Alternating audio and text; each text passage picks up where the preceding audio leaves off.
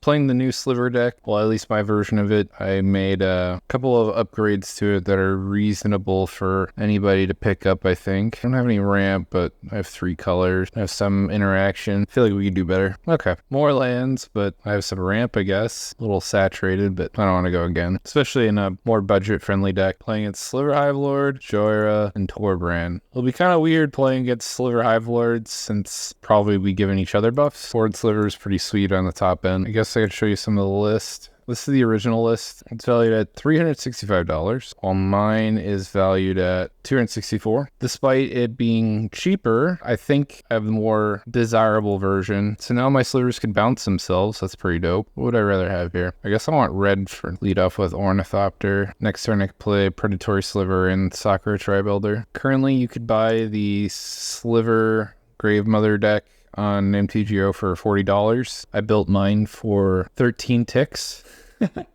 So you're definitely saving money in that department, considering I didn't own any of the slivers. I'm not sure if you'd be saving money in terms of my build of the deck in paper, but I feel like because I limited my upgrade cost, not a single card I added to the deck is more than $5. If it is more than $5, the deck came with it. More red and green mana. I think I want white. After I play this more budget-friendly version, I'm going to play a no-holds-bar version. I don't want to change the commander, though, because it's the face of the deck, and that's what I think most people want to see. Everyone knows how the first sliver performs. It's the best of the slivers that you play from the command zone, but I think people want to see this. The plus side of Gravemother is you have some very explosive turns, and that if you encore certain slivers from your graveyard that grant stacking stats, you can kill people with it. And she herself has encore, so if she does die, you should let it go to your graveyard and then just get it when you need it. Nah. The Laxton is, they're asking if I was playing the pre-con, and I told them it's 13 ticks. Saving $27. Ooh, Defense of the Heart. Kind of limits what I want to do now. So now we have this sliver, which diverts damage around. If I go pro red, I cover a lot of things in play. If and when we get to this guy's turn, I'll just bounce my 2 cheap slivers and then get around the Defense of the Heart. What would be funny is if he attacks with some of these things, trying to take advantage of my pro red. I can bounce it, and that'd be really humorous, I think. I think I'll set stops on the block step so I can interact with it if I want. If this guy makes 3 bodies, then I'll just leave him in play about at that point. We're just gonna let it ride then. This could be terrible. I don't think this guy's operating on a budget list. He's playing Defense of the Heart. Can be treacherous. We got Vigor, and we got Mana West. Seems like a bit of a combo with that red sliver. I don't know how Cannibals is spelled. Is it B-A-L-S or L-E-S? We're gonna find out. They'll probably correct me. Now I need a way to draw some cards. I hope I find a couple of things that would help me facilitate the engine of playing more slivers. If I get a Coastal Piracy or one of the other 2 versions of Coastal Piracy or Capricious Sliver would be nice. Titan of Littlejohn. Just something that gives me a ton of cards. Running out of gas. I got a single card in hand at this point. Gotta get this Vigor off the table. My stuff has pro red. Okay. Well, I'm gonna call him on his bluff and block. See what happens. Feels a little strange. His Valakut's turned on. Wonder if he sacrifices commander like that so he could ramp up. So he does have 6 cards in hand. Maybe he needs that land to play something in particular. Wonder if he's gambling for discard a Chromatic Orrery. Hopefully that wasn't the card. I don't think you have the mana to play it anyways. Slow battle lets you sack an artifact. Target artifact gets indestructible. Nonetheless, it is an enabler. I probably overplayed my hand last turn, the Birds of Paradise, but not doing much else. Yeah, I got a Swords, Path, Frontal Grass, Generous Gift, Beast Thing, Curtain's Call. Yeah, I got tons of ways to get there. I just need to draw it. Ooh, Red Elemental. That's a good thing to counter. Basically tutors whole deck out. Another one of my favorite slivers. Man, he's got more action. Tap in double red. The slivers now have flanked 1 card advantage. Hey, or Path. I'll take that. Get rid of this thing. Block with more fine, but it's indestructible. No sense in beating on him. I guess I'll attack the player in the middle here. Don't want people feeling too comfortable around me. He's gonna be seeing a lot of cards. Keep his artifact count low. If he gets a certain amount, definitely gonna respond to that. Because Valakut is colorless. It's a land. It's not a red source, so I have to bounce Word Sliver here. I didn't click Strange. I didn't turn on yields on this guy's turn, but apparently it was on. I have to look at the tape for that one. That's a bummer. I was going to bounce Ward Sliver eventually to maybe get some advantageous attackers in on the other Sliver players. I'm really curious what's in this guy's hand because, I don't know, six counters to put something into free, play into free. It's a little strange. Still hasn't put anything in. There we go. Wondrous Crucible. Maybe there ends up mill 2 cards and exile a non-land card at random from your graveyard. Get a copy of it. No, his permanents have Ward 2. Maybe he's hard casting stuff so you get colorless bodies to block. Hey, that's why oh my goodness. Copied it with mirror work. That's pretty crazy. Stuff effectively has Ward 4 and he gets to mill 4 cards and animate 2 things at random. That's pretty fun. What do you get back? Oh, we haven't even picked yet. It's pretty good. Probably it's one of the best cards in this deck because then they get to untap this thing. Hey, now my Slivers have haste. And now my Slivers are flying. Cool. Just a gentleman. If I block anything of his, he gets to divert 7 damage to player or planeswalker. Seems fun. Brutal. He could tutor 1, 2, 3, 4, 5, 6. So he's got 10 things he could tutor for. Or sorry, he could tutor 3 times. He's got 9 untapped creatures. Or he could sack this to destroy target permanent. Well, I don't want to be taking commander damage, so he could redirect whatever he wants. Just 1 extra damage. I'm gonna tag you back. You better believe that, baby. In case you're wondering why my commander damage didn't go up, is because the damage that was dealt to me, it was non-combat damage, and that doesn't count. Man, I'm in a pretty rough spot. Drew a rock, and it's not very helpful. Oh, you can just steal any Sliver? That's unfortunate. Didn't notice that I thought I could just choose which directions. I could have attacked a little more efficiently, but whatever. Oh my goodness. Furnace of Wrath, get you killed. In case people don't know, that doubles the damage from any source. What in the world? Crucible of Fire. It's a little strange. I was wondering what he got. I knew he got freed from the rail, but I didn't notice that he got gamble. Does it steal damage? No, it's lose life. Because it says lose life, he gets around the furnace. I'll be very surprised if I live to see next turn with that furnace in play. Even if I blocked his 2 biggest creatures, it's definitely lethal. 6, 9. Yeah. Hits me with any of the 3 other creatures he's got, I'm dead. I imagine he kills me and the red player to ensure that the Izzet player doesn't get him on the crackback with double damage. Nice. Darksteel Forge. Yeah, he's got enough mana to activate and reactivate, dump his hand. Oh, Blightsteel Colossus can make 2 more. No, he doesn't have the mana to do it. I imagine it's coming at this Sliver player, and he has to commit to the board, and it has Infect, so the damage is dealt in -1/-1 counters, and if it bounces any of his stuff back, he'll die to poison, so he has to commit something to negating the damage. Ooh, mill half their library. I kind of want him to mill my library. I'd like to get as many creatures in my graveyard for Sliver Gravemother.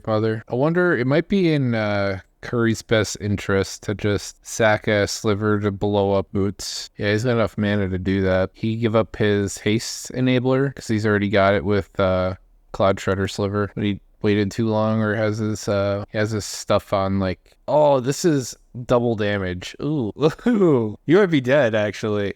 Yeah, he should have blown up those boots. It doesn't get through because he's only dealing damage to all the Slivers. He's actually not dealing any damage to the player here, so they get to see another turn. He does lose all these creatures. Ooh, he gets to deal damage to someone. Yeah, he's just dumping it all back in at him.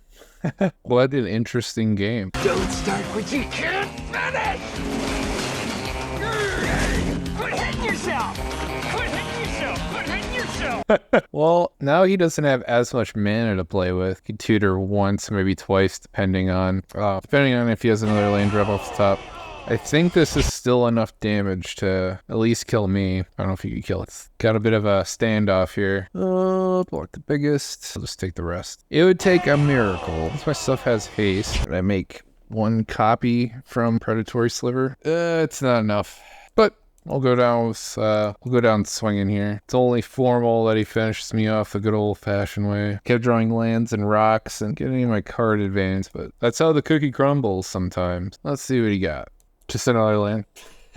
Sure. I liked, I think, Bar Daddy. I like that deck. Every time I see it, I'm always really impressed by it. It's always super fun to watch, and he definitely had the, like, wildest pipe dream kind of setup going on over there. I was wondering what was sitting in his hand for having so many counters. Let's go over the list. So the deck that I was running is far more balanced. Most of my upgrades went towards the lands, but like I said, this is all stuff you could find in a trade binder, and most of it's just bulk rare because it's $5 or less. And if I'm playing it, that means I'd recommend it to anybody. Even at a cheaper price, I'd still play these. 228 is the value of the deck, actually. I don't care how the cards look. I do personally collect the borderless stuff, but if it doesn't have a borderless treatment, then I just play with whatever's cheaply available, and I only buy what I need. But these are all lands that I personally own, and I would recommend anybody to play with, despite it being so cheap. Same with any other card in this deck. They all have my seal of approval. Even though I lost the game, I still had plenty of fun. If you look through the list, you'd be surprised with how cheap you could, upgrade your decks with. I kind of cheated a little bit on Raise the Palisade, so I wanted another one-sided board wipe that was somewhat, I guess, fair in costs. I needed at least one more. So that's about the only card I really cheated with on my rules of being $5 or less, but everything else is dirt cheap. Yeah, anything that's new has a fat price tag that's not accurate. So like if you take a lot of that away from these new cards, you have a more accurate value pool, because I could get those for, even though I selected the cheapest, I don't think that's the cheapest I could get online. Let's take a look. Let's look at TCG Player. I imagine it's closer, if not cheaper, on here. Regular version is $18.45, 2 zigzags. Baby, that's all we need. Regular wise, this is more like 18. I'm not sure why it's populating as $28, but same with Capricious Sliver. I feel like this is also cheaper than what the price tag is currently at, but I digress. The whole plan of the deck is dump your hand of all the slivers and then find a way to refill your hand with things like Capricious Sliver and one of these Coastal Piracy effects where if a creature hits someone, I draw a card. Basically, the card advantage version of this. This is like not a looting effect, but a impulse effect on a sliver. And then evasion. Those are 3 parts. And that could be annoying because in that last game, I basically had 2 parts and didn't have the card advantage that I was missing. If you're interested in this deck, I think I'll save you a ton of money. In terms of, I feel like all these lands are things that people should have in their collections already, and that's the bulk of the cost. There are slivers in this pile, but if you take away the expensive ones that are overpriced, like Gravemother, Capricious, Titan of Jhoira, and then the green one that's also new, what's it called? Hatchery Sliver. Those 4 cards make up the large bulk of this price. Like if you wanted to be even cheaper and probably have an even better deck, I'd just run Sliver Hivelord, which is a $10 sliver, as your commander, and just not run the 4 cards that I included from the deck that are new. And you'd save yourself a ton of money. Like see, $75. You basically cut this down to a $33 in creature investment if you wanted to do it that way. And that in turn would, I think, reduce the cost to the point of it being cheaper. The Sliver deck is online. Like you're buying this whole, you're getting it for like $100, I think. Let's look at the sealed prices, $100. So you're basically paying $100 for 10 new cards.